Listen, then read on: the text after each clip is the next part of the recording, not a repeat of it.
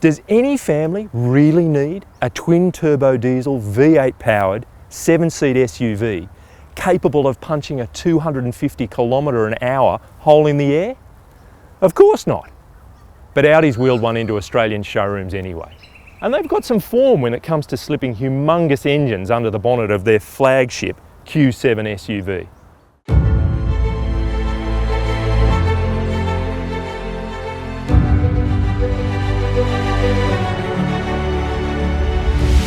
In 2009, it was a twin-turbo diesel V12 monster related to the one powering the triple Le Mans winning R10 race car. Audi's appetite for a statement model at the top of its SUV range obviously isn't satisfied.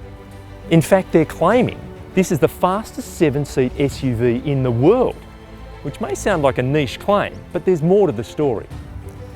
Audi says people will buy this car for its design, its versatility, and the strength of this.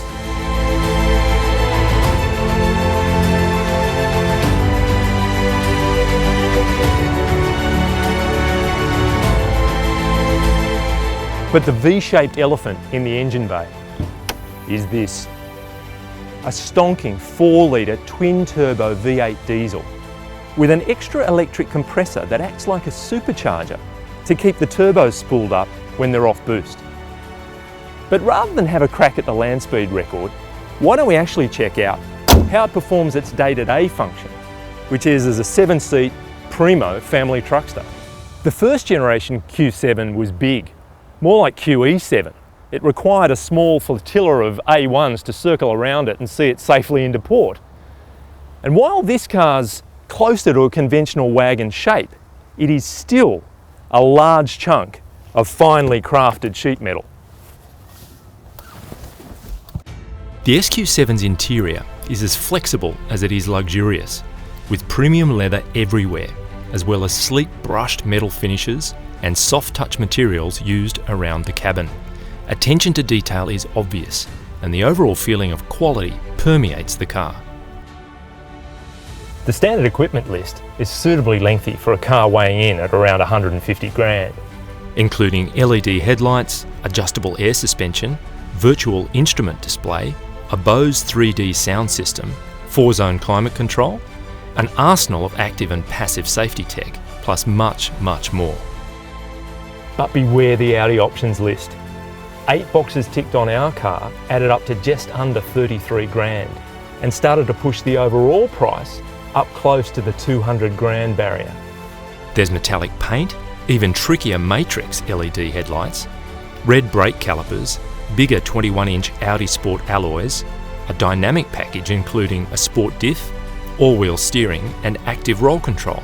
And then there's also tinted glass, extra alloy and gloss black interior inlays, and rear seat entertainment comprising 2 Audi smart tablets.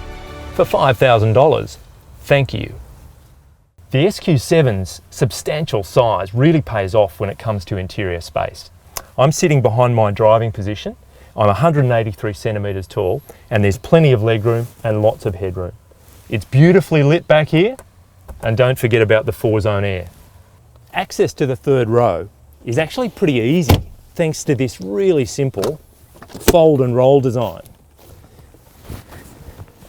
Once you're in though, this third row is what you might call tight for grown-ups. I'm really struggling for legroom. Headroom's a bit cramped. So I think it's grown-up short journeys, better off with kids. With all the seats up, there's actually enough cargo space for some decent sized luggage. But when it comes to the CarsGuide pram, things get a little tighter. But that's easy. Just hit a couple of buttons back here and get ready to put in the pram. In terms of space for it, it's a slam dunk. Fold the second row and you're ready for indoor cricket.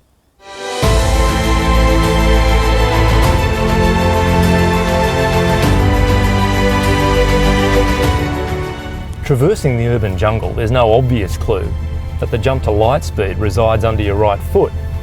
car is smooth and progressive in everything it does.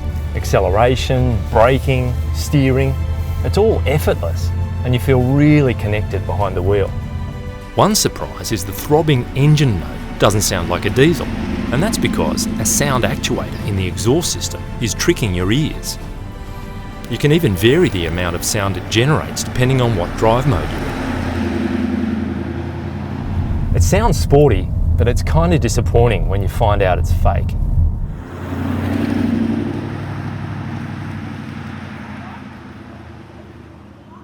The claimed fuel consumption figure for the SQ7 is pretty impressive. We recorded 11.6 litres per 100 kilometres off the dash, pretty impressive for a 2.3 tonne mothership. However, our slightly higher figure may explain what comes next.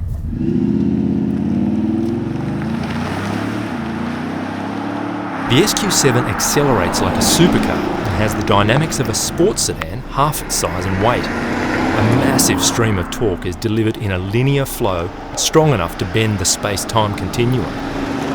Our car's tech and chassis options combine with the standard air suspension system to deliver a beautiful blend of ride compliance and handling response. Steering feel is great. Body control, and this is a big body, is well buttoned down. The fat rubber grips hard, and manual changes from the 8-speed auto are satisfyingly sharp. If the kids are in the back, they'll think it's a roller coaster.